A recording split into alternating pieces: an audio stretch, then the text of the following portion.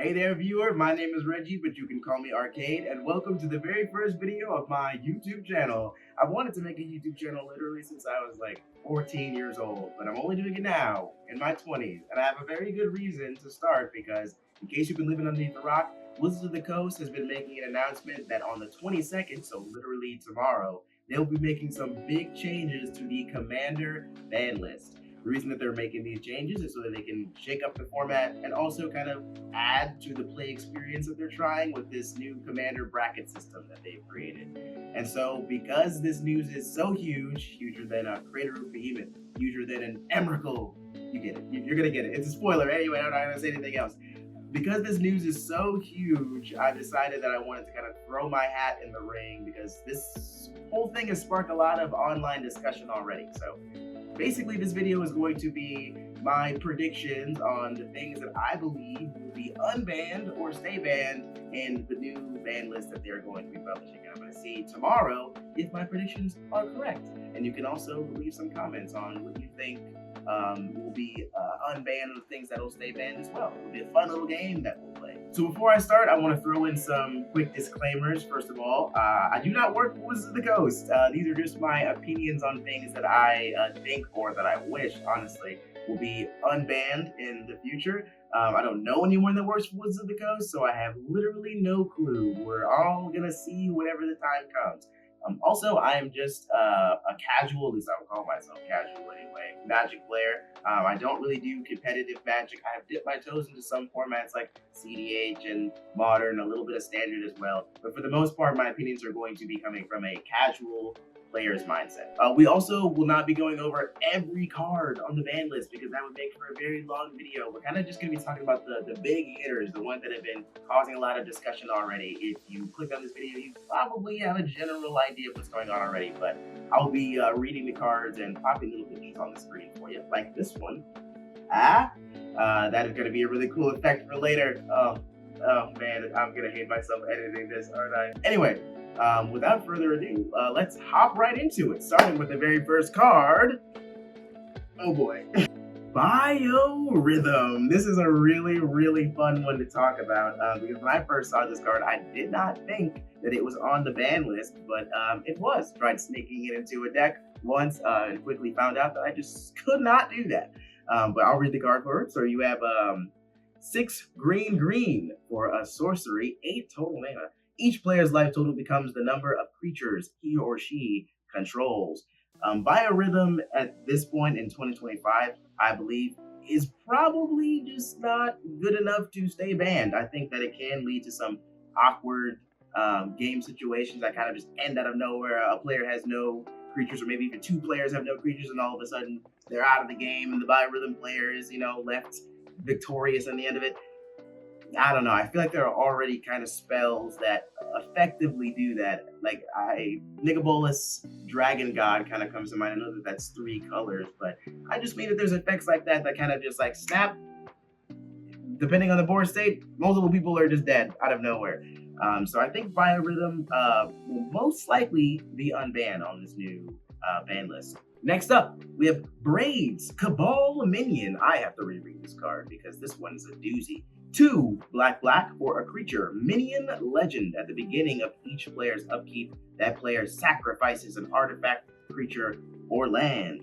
Now, I believe this one was banned mostly for the feel bads. The play pattern is incredibly gross with Braids because you kind of in mono black, you would likely get this out on turn 2 or 3 with a Dark Ritual or Cabal Ritual or something like that. And then from there, you just start making everyone sacrifice their lands or the very few permanents that they have. It's very difficult to imagine a game where all the players have fun when this kind of commander is in play. Because you're also going to fill the deck with effects like, smallpox and things like that that'll kind of make everyone sacrifice their resources.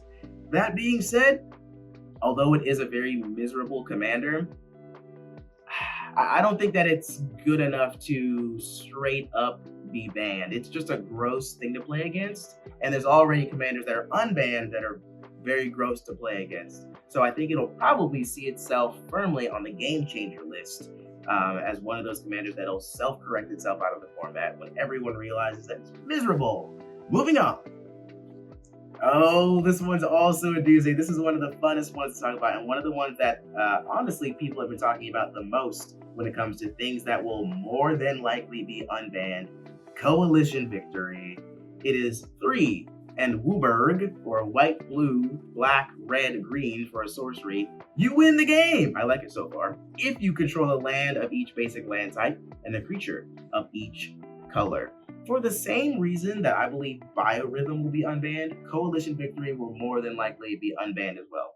Simply because 8 mana is a lot of mana in Commander. I know that, you're in green because you're a 5-color deck if you're playing this, so ramp is a thing, but also you just have to meet so many conditions for this to pop off.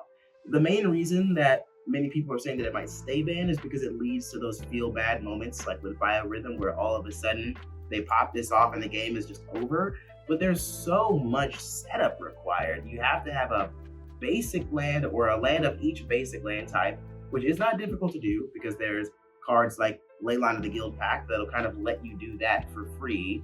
But you also have to put this on the stack. You have to pay 8 mana or cheat it onto the stack some other way, and then hope that your opponents just have no interaction, like no creature removal, no enchantment removal if the Leyline is the thing that's winning you the game, or no counter spells. I just think that for 8 mana, you can be doing much more powerful, explosive things in Commander. And if you win with Coalition Victory in your 5-color deck, I mean, pop off. That's cool. Let's shuffle up and play again.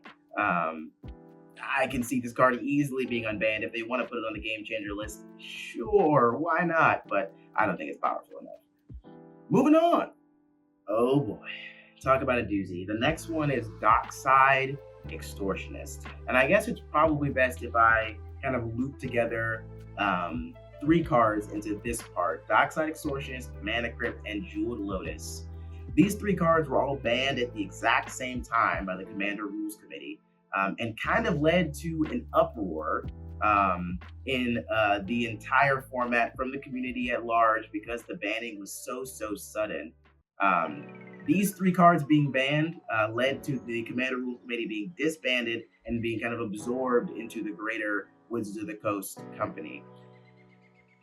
It's really hard to say with these 3 cards because the situation around them is very complicated. From just a power level standpoint, Dockside Extortionist, Mana Crypt, and Jeweled Lotus all kind of represent the same thing in Commander, which is just the existence of fast mana, the ability to kind of have an explosive amount of mana generation out of nowhere that can catapult you ahead of the rest of the players at the table for little to no cost. Little cost in the case of Dockside, no cost in the case of Mana Crypt and Jeweled Lotus. These 3 cards lead to a lot of games that kind of are very one-sided or just kind of get warped. There's a lot of feel-bad scenarios whenever a player drops one of these cards on the table. From a power level standpoint, many of these cards have also just been called straight-up design mistakes in the case of Dockside and Jeweled Lotus. If they go back and uncreate these cards if they could, a lot of Wizards of the Coast executives have said that. The other thing to keep in mind with these 3 cards specifically is the social implications that would come with unbanning these cards. In case, once again, you've been living under a rock, members of the Commander Rules Committee were literally receiving death threats after these cards were banned. People were going out of their way to send literal threats through social media to members of the Rules Committee who they didn't even know if they were responsible for the bans or not. So seeing these cards unbanned would kind of send a message that Wizards of the Coast does not care about the members of their community, about the Rules Committee, about the people that play their game, and instead they're just looking for money, which to an extent they are a money-making behemoth of an industry, so a lot of people wouldn't put it past them, but man, it's so hard to say. If I had my way, I'd probably leave these 3 cards banned. I could see them sneaking back onto the game changer list if Wizards of the Coast really just does not care about the social implications of it. My guess is that these 3 cards will probably stay banned. Maybe a couple of them will slip onto the game changer list. We'll have to wait and see. Now here is a fun one to talk about. I was really excited for this one. Emrakul, the Aeon's Torn. I spoiled it kind of earlier on in the video. Emrakul is 15 mana, a whopping 15 mana. Probably one of the most expensive cards in the game. For a legendary creature Eldrazi, she's a 15/15. She says, this spell cannot be countered. When you cast this spell, take an extra turn after this one. There's more. It has flying. It has protection from colored spells. It has Annihilator 6. And when Emrakul the Aeon Sworn is put into the graveyard from anywhere, its owner shuffles their graveyard into their library. Holy cow, this card literally just does everything. It's a giant Eldrazi. It's a monster. It can't be countered. It's an extra turn spell. It's a game-ending 15/15 Annihilator 6 flying swing. All that being said, it probably will get itself on the game changer list. If I'm being honest, giant Eldrazi like this that kind of end the game whenever they are cast already exist. We have plenty of Annihilator triggers getting thrown around in Commander games already. The extra turn part of it is probably going to be the most abusable. You play this thing, you bounce it back to your hand, you play it again. That sort of pattern could get kind of gross, especially in lower power levels. But putting this thing on the game changer list will probably allow it to be self-regulated into the higher power levels, where you'll see this sort of thing more often.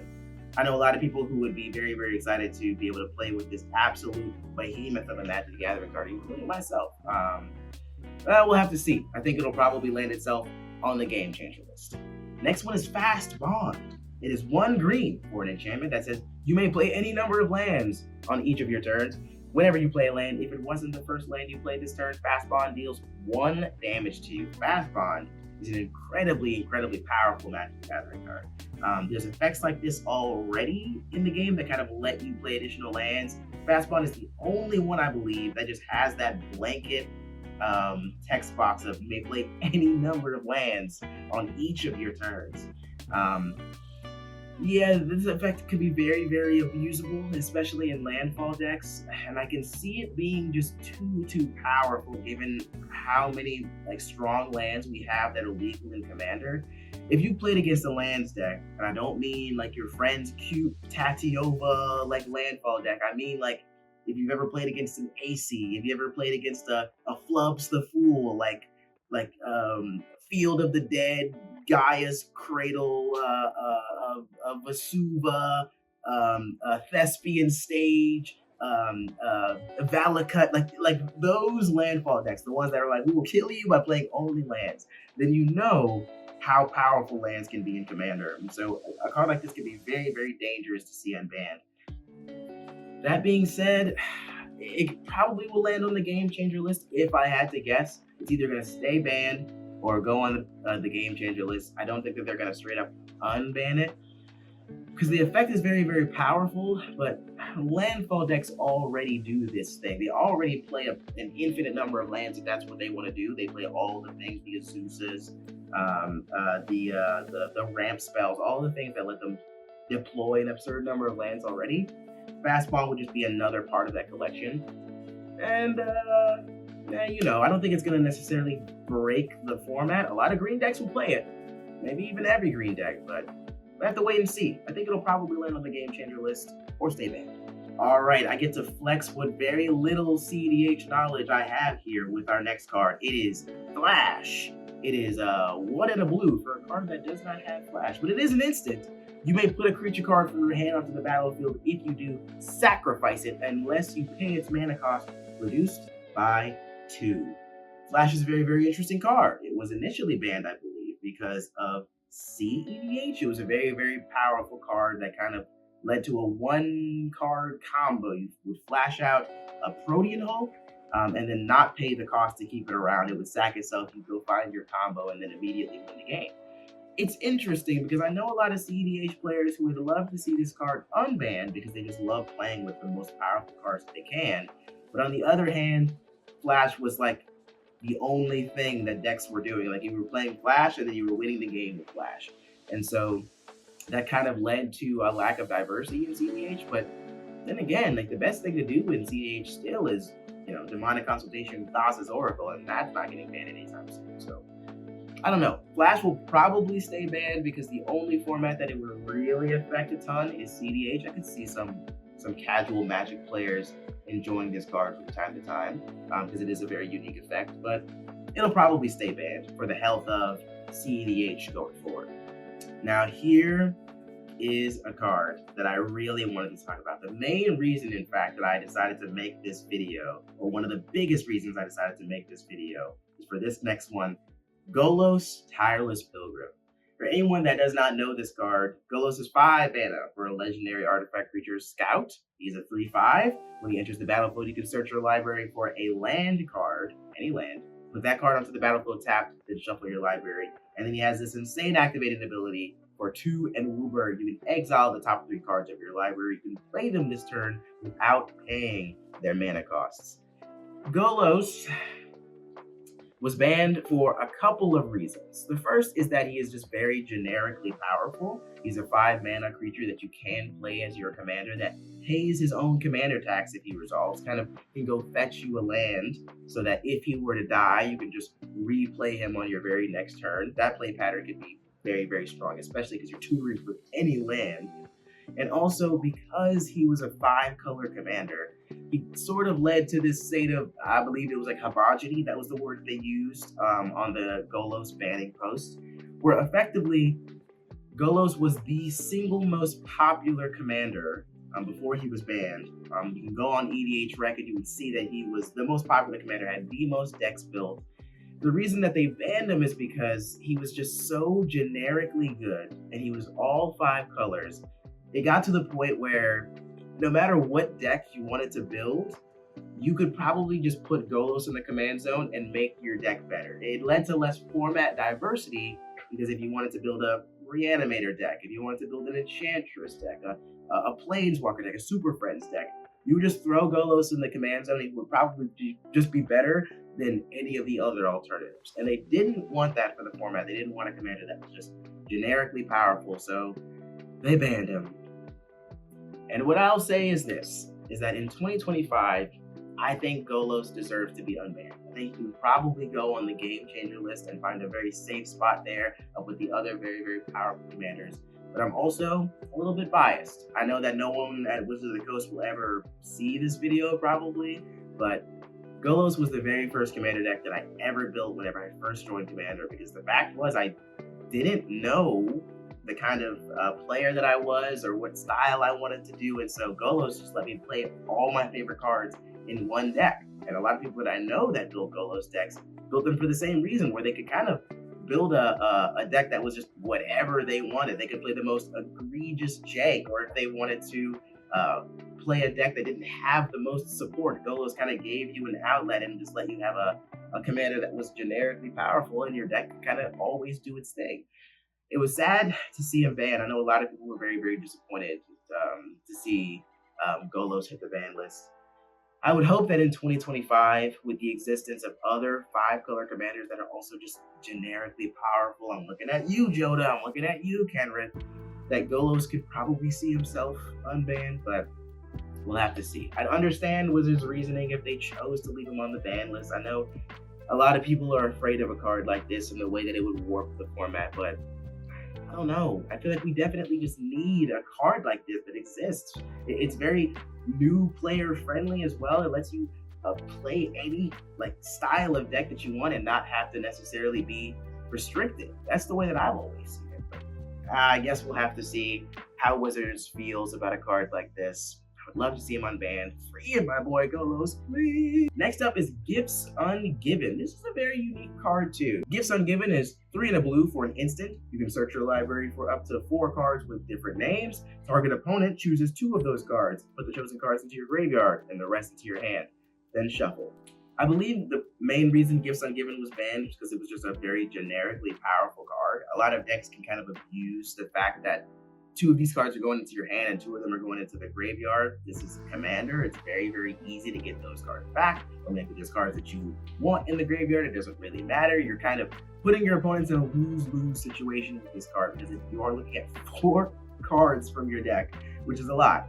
I know that a lot of people in CDH, once again, would love to see this card unbanned because it kind of is reminiscent of another card that already exists in the format. So I think it's probably safe to see itself put on the game changer list, or maybe even straight up unbanned, because it might not even see that much play in more casual commander pods. The decks that are going to abuse this are already playing at the highest level, so Yeah, I think it could probably see itself unbanned. Grizzlebrand. No, it probably won't. It probably won't be unbanned. But listen, here's what I'll say. Grizzlebrand, I think in 2025 is just okay. If I'm being completely honest, when I'm looking at the effects of this card, for anyone that hasn't read it already, it's 4 black, black, black, black for a 7/7 legendary creature demon. Flying lifelink, you can pay 7 life and draw 7 cards. I think the main reason that this card would stay banned is because they're worried about kind of the way that this effect can be abused. In Commander, we have 40 life, so Grizzleband represents a massive amount of card advantage for basically nothing. And they're worried about the play pattern of kind of Grizzleband gets cheated into play, maybe he's reanimated or something like that, cheated from your hand into play, and then you pay a ton of life and you draw a ton of cards. We already have effects that do this in Commander. I'm thinking of Peer into the Abyss is 4, black, black, black, for a spell that just says draw half your library. You most likely win the game whenever that effect resolves. Ad Nauseam does the same thing at higher power levels where you just pay a bunch of life and draw a ton of cards. I think Grizzlebrand, being a creature, offers some very unique kind of combo potential, and it can be abused more than the other cards on the list. But I don't know. I feel like Mono Black specifically already has a ton of ways to just kind of draw a massive amount of cards, abusing the 40 life thing in Commander. So Whistlebrand can probably find himself on the game changer list, but I think that we've just gotten so used to seeing him banned that we don't want to see the effect that this thing would have in the command zone, possibly, that they'll probably leave it banned. But I mean, I would put it on the game changer list if it was up to me. Next up is Hull Breacher. I think this card will probably hit the Game Changer list. It's 2 and a blue for a 3/2 with Flash. If an opponent would draw a card, except the first one they draw on each of their draw steps, instead you create a treasure token. The reason that Hull Breacher was banned is because it led to a very, very kind of toxic play pattern, I guess you could call it, where you would flash this thing out on the end step of an opponent's turn, and then follow up the Hull Breacher with a wheel effect, something that causes all of your opponents to discard their hand and then draw that many cards. Hull Breacher would make you an insane amount of mana with a play pattern like that. It's just a fact that's very, very abusable. But I think, once again, in 2025, I think it's just not as powerful as it was when it initially came out and got banned. The effect is obviously very, very good. It's very, very toxic. It leads to a lot of feel bad games. But I think that if it lands itself on the game changer list, it definitely won't see enough play to affect casual gameplay. And then the higher power tables that want this effect, like the CEDH tables, will still be able to play with their Hull Breacher. So the final verdict on Hull Breacher, probably a game changer. Speaking of, Leovold, Emissary of Trest, is also probably a game changer. It's a 3/3 for 3 mana in black, green, and blue. Legendary creature Elf Advisor. Each opponent can't draw more than 1 card each turn. Whenever you or a permanent you control becomes the target of a spell or ability an opponent controls, you may draw a card. So Leovold was once again a commander that just led to a lot of toxic play patterns where you would play Leovold and you would follow it up with a wheel effect. And guess what? Your opponents have no cards in hand. They'll probably lose the game from there. And I mean, the effect once again is very toxic, but Leovold is just one of those commanders that I believe belongs on the game changer list with the rest of the toxic commanders. That'll kind of self-correct themselves out of casual play groups and stay in those higher power brackets because it's just miserable to play against. It's like, one of the Turdrids, one of the Yurikos, one of the Kennons of the format, where you don't see those commanders a lot because, whenever you shuffle up your Leovold deck, whenever you shuffle up your Kennon deck or Yuriko deck, everyone else looks at you and says you're probably going to be the arch enemy because you just have a very, very powerful commander. So, and we'll have to see. I think Leovold could probably throw himself onto the game changer list with the rest of the very powerful commanders, and then that will be that. Lutri the Spell Chaser. 1 hybrid blue-red for a 3/2 with Companion, and each non-land card in your starting deck has a different card name. Flash. When Lutri the Spell Chaser enters the battlefield, if you cast it, copy target instant or sorcery spell you control, you may choose to target the copy. Lutri was banned because of just homogeny, because it's commander, it's a singleton format, except those very specific decks that run the copies like Dragon's Approach or Persistent Petitioners, who specifically are playing multiple copies of a card in their deck. Lutri could just be the companion of every commander deck in the game, and they didn't want that, so they banned him. I think Lutri can probably stay banned. I think that Lutri can probably stay banned. I don't think that anyone's missing him necessarily. Um, if you wanted to, you could do a sort of banned as companion thing. I know a lot of people online were talking about that and having that kind of discussion. That might be a different video, but I think he'll probably just stay banned for the health of the format and not seeing every single deck have a Lutri by their side. Nah, dude. Anyone that knows Commander at this point in the game in 2025 most likely has heard of Nadu and the plight of Nadu as he flew too close to the sun and was immediately banned within, I think, a year of his release. Yeah, this card is incredibly toxic, leads to a lot of play patterns of one person kind of spinning their wheels and doing a lot of game actions and non-deterministic loops. It'll probably stay banned because no one liked playing against it. Not a lot of people even liked playing it. Higher power formats like CEDH claim that this card was very, very powerful and just the best thing to do. It's gonna stay banned more than likely. That's just the way it is. For the exact same reasons, Paradox Engine, our lovely Paradox Engine. Wow. I actually did get to play with this card one time ever, and I knew how powerful it was right away. This card's gonna stay banned.